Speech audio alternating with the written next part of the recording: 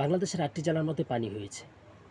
সেই পানির মানুষগুলোকে যখন ত্রাণ দেওয়ার জন্য মানুষের কাছে হাত পাচ্ছে, তখন একটি ভদ্রলোক তার মায়ের জমানো টাকা সেখানে দিয়ে দিয়েছে। তো দেওয়ার আগে সেই লোকটি বলতেছে যে আমার মা মারা গিয়েছে ৪ বছর হয়েছে।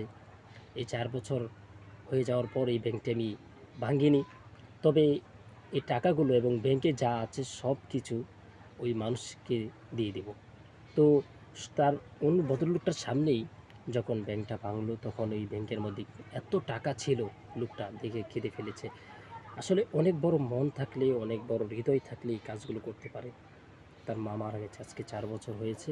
সেই ৪ বছর পরে এই ব্যাংকটা ভাঙলো এবং বাংলাদেশের ৮টি জেলার মানুষকে সেই টাকাগুলো দিয়ে দিয়েছে।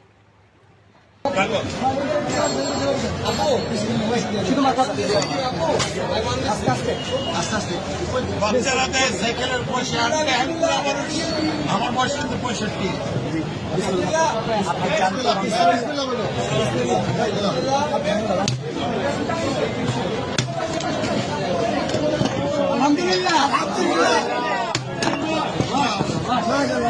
এটা আমার মায়ের জমানো পয়সা।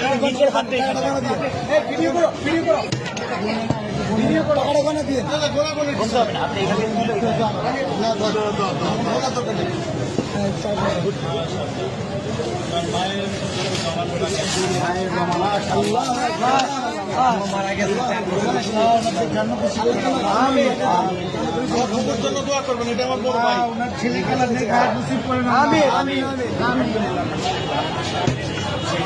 তোমরা এটাকে সব ব্যবহার করবো এই আশা।